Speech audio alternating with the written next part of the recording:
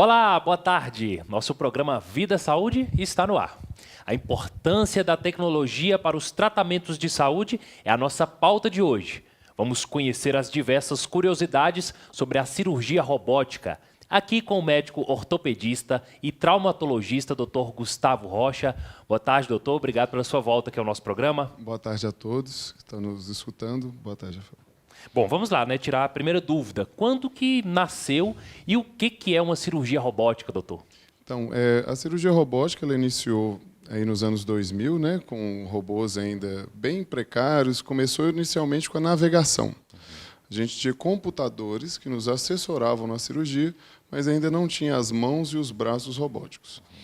De 2015 para cá, a gente teve um crescimento grande no Brasil da cirurgia robótica, mais na urologia, ginecologia, nos tratamentos dos cânceres. E em 2020 para 2021, chegaram os nossos primeiros robôs para ortopedia. E como é que é a dinâmica? O robô opera sozinho? O robô ele não opera sozinho, né? A cirurgia ela é por assistência robótica. Na urologia, nas áreas de cirurgia geral, vamos dizer assim, esse robô ele consegue sozinho com seus braços operar, porém tem um profissional que está ali operando ele numa cabine. Na ortopedia, o braço robótico ele me assessora durante a cirurgia. Então a cirurgia é sempre feita com o cirurgião e o braço robótico. Agora, quais as vantagens da cirurgia robótica? A principal vantagem da cirurgia robótica é a precisão, documentação, né? Você tem uma documentação do que foi feito naquela cirurgia, o planejamento. Hoje a gente tem dois robôs. Um a gente faz o planejamento no ato cirúrgico e o outro a gente envia uma tomografia para os Estados Unidos, onde é feito um cálculo de qual a prótese, o tamanho, como ela deve ser colocada no paciente. Então, existe todo um planejamento que é feito pelo robô, gerando precisão, segurança e menor dor pós-operatória. Ou seja, uma cirurgia feita com robô ela teria mais precisão? Tem, com certeza. Existem muitas métricas que nós, a olho nu, não conseguimos captar, e o sistema de captação robótico, através da captação de movimento, ele consegue captar, além de ter sido feito um planejamento prévio com estudos tomográficos e radiográficos. Agora, nós temos aí um robô para todas as cirurgias ou existe vários tipos de robôs? Existem vários tipos e gerações, né? Então, o robô da cirurgia geral é conhecido como Da Vinci. Esse robô ele já está numa geração mais avançada. E na ortopedia eu uso dois robôs. O Rosa, que é de uma fabricante, todos eles americanos, e o Mako, que é de outra fabricante, que é a Stryker. Agora, onde é possível fazer a cirurgia com assistência robótica? Hoje, na realidade de Minas Gerais, nós só temos robôs ainda em Belo Horizonte. Nós operamos principalmente no Mater Dei, na rede Mater Dei, né, no Hospital Horizonte e no Hospital São Lucas, em Belo Horizonte. Mas o robô ele tem sido disseminado e a cada dia está se passando a ser mais acessível. E a gente acredita que nas cidades de porte médio, como Montes Claros, deve chegar em breve.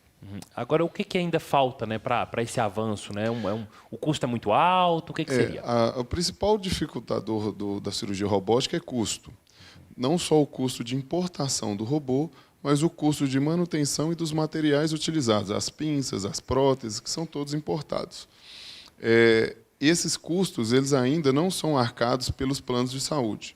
Não está regulamentado pela Agência Nacional de Saúde.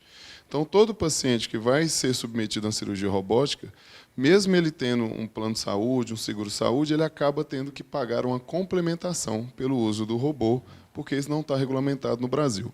Então, um caminho seria uma política de incentivação, né, dos entes públicos em diminuir os impostos, ou então a regulamentação pela Agência Nacional de Saúde, para que os planos sejam obrigados ou negociem para garantir a assistência robótica. Doutor, uma outra curiosidade, né, por conta desses custos aí do equipamento, o valor da cirurgia também altera, fica mais caro? Altera. A gente vai variar, aí, falando em valores, que eu imagino que todos queiram saber, varia entre 10 até 40 mil reais, a depender se o paciente tem um plano de saúde e vai pagar só uma complementação, ou se ele vai ter que pagar tudo particular, que aí ele tem o custo de internação, o custo do robô, o custo da prótese utilizada, né? Então, é acessível para alguns, mas não para todos. Correto. Agora, quem está apto ou quem pode aí usar o robô? Para fazer o uso da cirurgia robótica, o profissional, além do título, né, de cirurgião, ele tem que passar por uma certificação. Essa certificação hoje ela é feita, em geral, em treinamentos em cadáver, né, as peças de cadáver, chamadas cadáver labs. Você leva o robô e faz a cirurgia ali em cadáver, e depois você passa por uma recertificação, onde você tem que ter um número mínimo de cirurgias para que você esteja apto a estar fazendo a cirurgia robótica. Ok. Agora, quais as possibilidades e indicações da cirurgia robótica?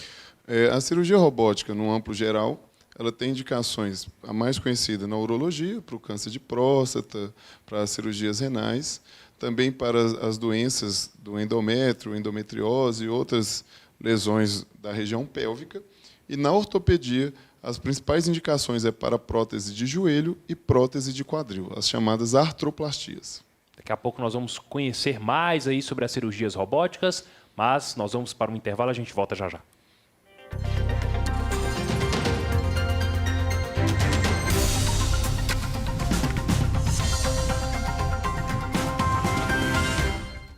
Já estamos de volta com o nosso programa Vida Saúde, aqui na tela da Rede Mais Record TV. Obrigado sempre pela sua audiência. Hoje nós estamos recebendo aqui o Dr. Gustavo Rocha, que é ortopedista e também traumatologista. A gente está falando aí hoje sobre as cirurgias robóticas, tirando todas as curiosidades sobre esse assunto tão interessante. Agora, doutor, como que o Brasil está se posicionando nesse tipo de cirurgia? Nós já somos líder, né, na América Latina, e somos um dos países que mais realiza cirurgia robótica no mundo. Primeiro, porque a medicina no Brasil é uma medicina de excelência. Segundo, que a gente tem uma população muito grande, né? A gente tem aí 200 milhões de habitantes, então é normal nós termos um volume cirúrgico grande. E a pujança, seja na área tecnológica da robótica ou outros no Brasil, ela é sempre preponderante na América Latina. Então, nós somos líderes. Em Belo Horizonte, nós temos um centro de excelência em cirurgia robótica, onde nós já chegamos a ser o primeiro no Brasil em volume de cirurgias realizadas, em alguns meses. A gente fica ali disputando com São Paulo, mas não estamos atrás. Agora, né, você já explicou, né, que aqui em Minas Gerais tem Belo Horizonte. Agora tem uma perspectiva, né, dessa estrutura chegar aqui até a Montes Claros? Nós estamos na expectativa de que isso seja um pouco mais acessível e que venha para Montes Claros, para que as pessoas não tenham que se deslocar das suas casas, sair de perto das suas famílias para tratar na capital. Acredito que nos próximos anos isso já seja possível através de uma negociação, né, com essas empresas e com os fornecedores de material. Agora conta aí um pouco da história, né, das primeiras cirurgias, né, que você esteve à frente lá em Belo Horizonte. Sim. Eu comecei com a navegação ainda em 2018, que nós não tínhamos robô no Brasil e no mundo ainda estava se desenvolvendo, mais nos Estados Unidos, o robô. Na navegação, a gente conseguia captar imagens e um computador nos auxiliar. Ele calculava algumas etapas cirúrgicas para nós e isso já aumentava a precisão, mas ainda não tinha aquele ganho importante, né, de resultado no paciente. Então, com o avançar para o robô, pegou-se a base da navegação, que é você monitorar o paciente com assistência computadorizada, e agora a gente tem um braço robótico, que esse braço nos auxilia a fazer os cortes da cirurgia, nos protege de não lesar um nervo, uma artéria, uma veia do paciente, porque ele cria em um ambiente 3D uma delimitação de espaço. O robô ele não me permite que eu vá além daquele espaço que foi calculado e que ali atrás tem uma artéria que vai lesar o paciente. Então, ele tira muito da responsabilidade do cirurgião, da sua, vamos dizer assim, artesanal. Ele se torna mais preciso. E outra coisa que as assistências tecnológicas permitem é porque existe a chamada curva de aprendizado. Então, existe uma diferença muito grande entre aquele profissional que está iniciando e o profissional experiente. Quando você implementa tecnologia, seja ela por assistência de imagem, seja ela por assistência robótica, essas discrepâncias diminuem, porque é um treinamento mais tecnologia. Então, a tecnologia ela diminui a chance daquele profissional errar. E ele não é melhor ou pior que o profissional. Na realidade, ele é melhor para o paciente. O importante é que o paciente seja beneficiado, que ele passe por uma cirurgia segura, que ele tenha menos dor, então que ele tenha menos lesões, igual no caso da urologia, que a gente foi um grande marco O robô conseguiu melhorar a cirurgia de próstata, que é uma cirurgia muito comum.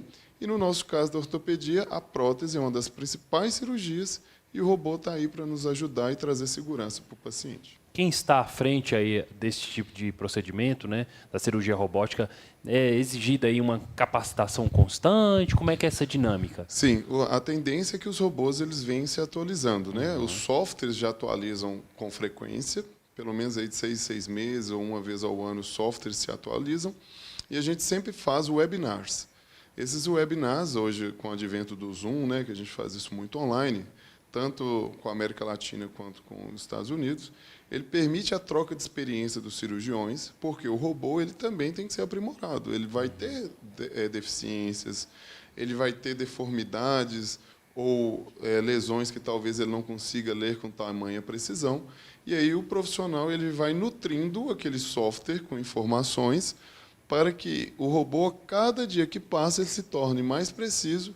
E aquela questão, a inteligência artificial, né? Que ele tenha inteligência artificial para identificar os problemas. Agora, por parte aí do paciente, existe alguma resistência, alguma dúvida, algum receio? Como é que é essa relação? A maioria das vezes, a dúvida do paciente é se o robô opera sozinho, né? Não é possível o robô operar sozinho. Até porque a gente sabe que pode ocorrer intercorrências cirúrgicas, que você converta uma cirurgia que estava sendo toda feita por robô e passar a fazer ela sem robô. Então, isso pode acontecer, as complicações. Não é seguro ainda deixar que o robô opere sozinho. Pode ser que, no futuro, a gente faça muita cirurgia à distância, mas isso tem que ter alguém ali que saiba atender o paciente. Não dá para deixar o paciente na sala sozinho. A outra dúvida é essa questão, né? Eu consigo pagar, né? O plano de saúde cobre? Então, a gente conversa muito, explica essa questão da regulamentação da ANS. Teve-se uma discussão recente se o rol da ANS ele ia ser exemplificativo ou ele ia ser taxativo. Isso foi uma discussão do Supremo, né? Tribunal de Justiça. Infelizmente, ele passa a ser taxativo, então o que não está no rol não é coberto pelas operadoras. Então, o paciente ele tem que complementar, né, e pagar uma diferença pelo uso. Os robôs eles são caros, falando em valores. Um dos robôs custa entre 15 a 20 milhões de reais, que é o Da Vinci, esse mais conhecido, que tem aquelas mãos em garras.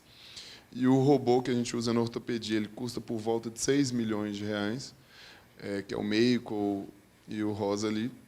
Então, tem esse custo que tem que ser repassado, não tem jeito, né?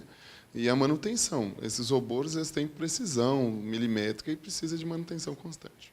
Ok, doutor, muito obrigado pela sua entrevista aqui, trazendo importantes esclarecimentos sobre esse assunto que é tão curioso e interessante aí para toda a população.